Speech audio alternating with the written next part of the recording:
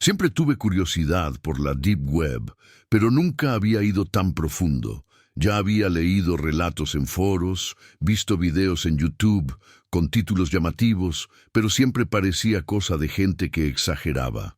Hasta que un amigo, que también es curioso con ese tipo de cosas, me pasó algunos enlaces y me enseñó a usar Tor. Dijo que la mayoría era solo comercio ilegal, pero que, con paciencia, se podían encontrar cosas diferentes. Debería haber parado ahí, pero mi curiosidad habló más fuerte. Al principio fue decepcionante. Entré en sitios con apariencia vieja, mal programados, páginas con anuncios de drogas, armas, falsificación de documentos, nada que no supiera que existía. Hasta que encontré un enlace perdido en una lista escrito en letras pequeñas, solo para quienes tienen estómago fuerte. Eso me llamó la atención de inmediato. Hice clic sin pensarlo mucho, y la pantalla que cargó fue diferente a todas las demás. La página tenía un fondo negro y solo una frase escrita en rojo. ¿Aceptas ver lo que no podrás borrar de tu mente? Debajo, dos botones, yes y no. Era tan cliché que llegué a reírme solo, pero claro, hice clic en yes.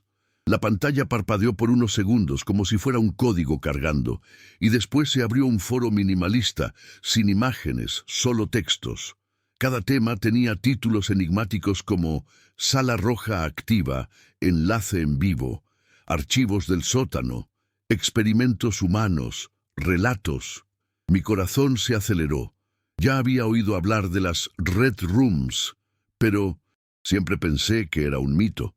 Aún así, decidí hacer clic en uno de los temas menos obvios, llamado Archivos del Sótano. La página se abrió con una lista de videos numerados sin descripción, solo códigos como File 23 o Room 04. Algunos estaban bloqueados por contraseña, otros tenían enlaces directos. Antes de pensarlo demasiado, hice clic en uno de los que estaban abiertos. El video comenzó en baja calidad, casi en blanco y negro, como si hubiera sido grabado por una cámara de seguridad antigua.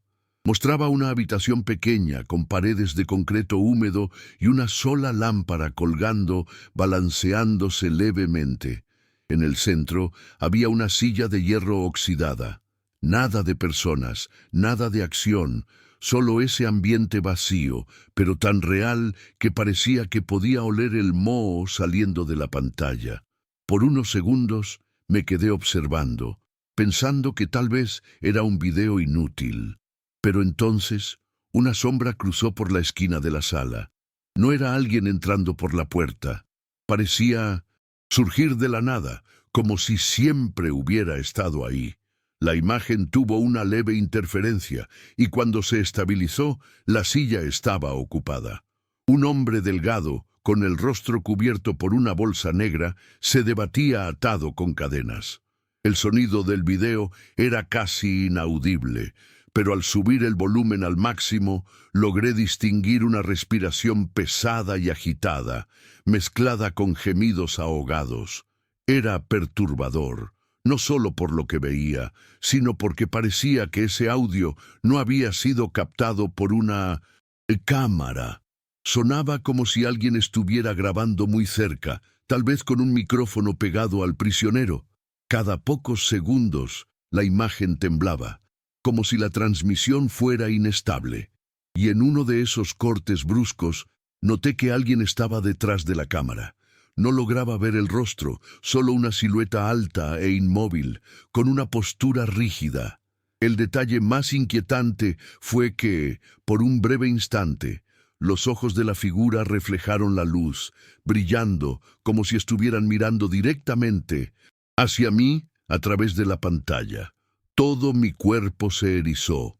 Por reflejo, minimicé la ventana y cerré el navegador, pero el sonido no paró. La respiración y los gemidos continuaban saliendo de mis altavoces, incluso con el ordenador aparentemente desconectado de la red. Quité el cable de internet, pero nada cambió. El ruido solo cesó cuando apagué la máquina a la fuerza. Me senté en la cama, intentando recuperar el aliento. convencido de que estaba volviéndome paranoico. Sin embargo, al mirar el reflejo de la pantalla negra del monitor, tuve la impresión de que había una sombra detrás de mí. Me giré rápido, pero no había nada en la habitación. Aún así, la sensación de no estar solo se pegó a mí como un peso imposible de ignorar. Decidí no encender el ordenador otra vez esa noche, pero la curiosidad era mayor que el miedo. A la mañana siguiente, intenté prender la máquina como si nada hubiera pasado. Todo parecía normal, hasta que noté un archivo nuevo en el escritorio, nombrado simplemente como "no borrar". Juro que nunca había visto ese icono antes. Abrí el archivo y era solo una línea de texto escrita en rojo. Ya estás siendo observado. Lo que me heló la sangre no fue solo la frase, sino el detalle de que la hora de modificación del archivo era exactamente el mismo momento en que había visto la transmisión en vivo la noche anterior. En ese momento, comprendí que no era solo coincidencia ni paranoia. Alguien había tenido acceso a mi ordenador en tiempo real. Alguien que sabía exactamente lo que estaba haciendo. La idea de que quizás estaban usando mi propia cámara para observarme me hizo levantar de la silla y cubrir el dispositivo con cinta adhesiva al instante. Pasé el resto del día en alerta, pero por la noche, contra todo sentido común, decidí volver a entrar en la Deep Web. Quería confirmar si era solo un ataque de hacker al azar o si había algo más profundo sucediendo. Entré en el mismo foro. Y allí estaba un nuevo mensaje destacado en rojo, como si hubiera sido escrito solo para mí. Volviste rápido, eso nos gusta. La sangre se me heló en las venas.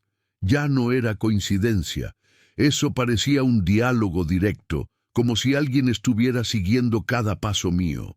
Lo más perturbador fue darme cuenta de que nadie más en el foro reaccionaba al mensaje. Era como si los otros usuarios no lo vieran, o como si fuera un recado exclusivo, destinado solo a mí. Cerré todo en desesperación. Apagué el ordenador de la corriente e incluso desconecté el router. Pero pocos minutos después, mi celular vibró. Una notificación anónima decía: "No sirve de nada intentar esconderte, ya sabemos quién eres". El celular casi se me cae de las manos. El mensaje no tenía remitente, solo un número imposible de rastrear, lleno de ceros y símbolos extraños. Lo peor es que apareció en la pantalla incluso con el aparato en modo avión, algo que simplemente no debería ocurrir. En ese momento, la paranoia se apoderó de mí. Fui hasta la ventana y miré hacia la calle. Allí había un coche detenido, faros apagados, motor apagado. No parecía ser de ningún vecino. Me quedé ahí, observando, intentando convencerme de que era solo coincidencia, pero la sensación era de que alguien realmente me vigilaba. Volví adentro intentando mantener la calma, pero cada ruido de la casa parecía amplificado. El crujido de la madera, el viento golpeando las ventanas, incluso el tic-tac del reloj en la pared me ponía en alerta. Sabía que ya no se trataba solo de la Deep Web. Alguien había cruzado la línea entre lo virtual y lo real. De repente, las luces parpadearon y se apagaron por completo. La pantalla de mi ordenador, que yo había apagado, se encendió sola, mostrando nuevamente ese foro sombrío. Esta vez, no había publicaciones ni anuncios extraños, solo una frase en letras rojas que me heló la sangre. Ya estamos aquí. Mi cuerpo entero se congeló.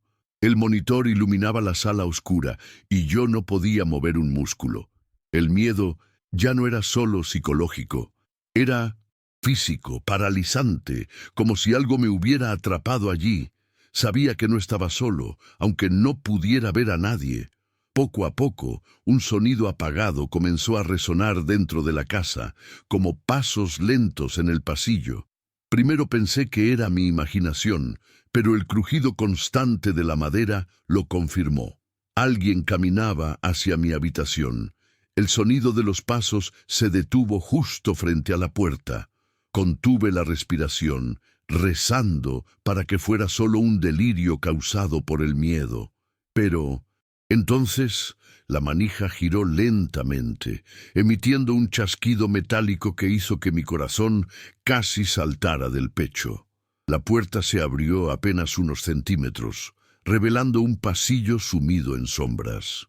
No había nadie visible, pero la oscuridad parecía palpitar, como si escondiera algo que me observaba con paciencia. Intenté cerrar la puerta con todas mis fuerzas, pero parecía que algo del otro lado sujetaba la manija. Mi mano temblaba, el sudor corría por mi frente, y cada segundo la abertura aumentaba un poco más, como si la propia casa conspirara contra mí. De repente, el ruido del ordenador cesó. La pantalla quedó completamente negra, reflejando solo mi rostro aterrorizado, y detrás de mí una silueta distorsionada que no debería estar allí. Mi corazón casi se detuvo.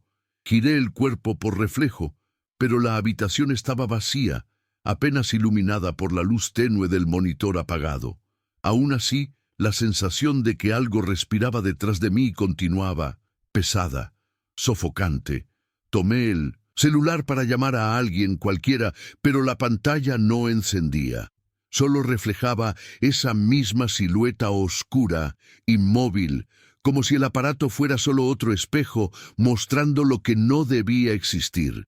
Sin pensar, corrí hasta la puerta del cuarto y la abrí con fuerza. El pasillo estaba vacío, demasiado silencioso para esa hora. Cuando miré hacia atrás, antes de cerrarla, vi en el reflejo de la pantalla apagada del ordenador algo que ya no solo observaba. La silueta se inclinaba hacia adelante, como si finalmente fuera a levantarse. Desde esa noche nunca más pude acceder a Internet de la misma forma. Hasta hoy evito cualquier cosa relacionada con la Deep Web, pero la sensación de que algo vino conmigo desde aquel sitio no desapareció. A veces, cuando el monitor se oscurece, aún veo esa sombra esperando, como si solo aguardara el momento adecuado para atravesar la pantalla.